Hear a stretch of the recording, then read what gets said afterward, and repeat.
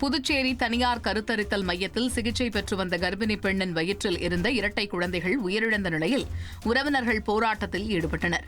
கம்பன் நகர் பகுதியைச் சேர்ந்தவர்கள் பிரசாத், சுமதி தம்பதி. இவர்கள் தனியார் கருத்தரித்தல் மையம் ஒன்றில் சிகிச்சை பெற்று வந்த நிலையில் சுமதி கர்ப்பம் அடைந்தார். கருவில் இரட்டை குழந்தைகள் இருந்த நிலையில் திடீரென பனிக்குடம் உடைந்து அதே தனியார் மருத்துவமனையில் சிகிச்சைக்காக அனுமதிக்கப்பட்டார்.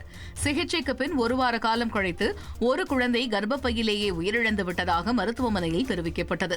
பின்னர் தங்களிடம் மருத்துவ வசதி இல்லை என கூறி ஜிப்மர் மருத்துவமனைக்கு அனுப்பிய நிலையில் அங்கு இரண்டாவது குழந்தையும் உயிரிழந்தது.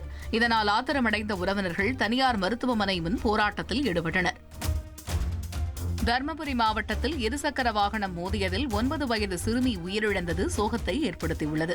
பாலக்கோடு அடுத்த வேளாவள்ளி கிராமத்தைச் சேர்ந்த சிறுமி சஷ்மிதா வீட்டின் வெளியே நின்று கொண்டிருந்தார். அப்போது அவ்வழியே வந்த இருசக்கர வாகனம் மோதியதில் சஷ்மிதா தலையில் பலத்த காயம் ஏற்பட்டது. அக்கம்பக்கத்தினர் சிறுமியை மீட்டு மருத்துவமனைக்கு அனுப்பி வைத்தனர். அங்கு சிகிச்சை பலனின்றி சிறுமி உயிரிழந்தார். இதுகுறித்து போலீசார் வழக்கு பதிவு செய்து விசாரணை நடத்தி வருகின்றனர்.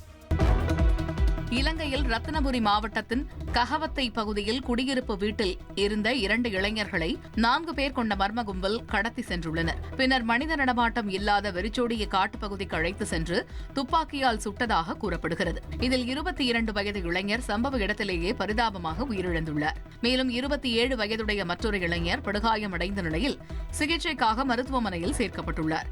தகவல் அறிந்து வந்த போலீசார் வழக்கு பதிவு செய்து விசாரணை நடத்தி வருகின்றனர். ட்ரெண்ட ஃப்ரெண்ட் ஆக்கிக்கோங்க.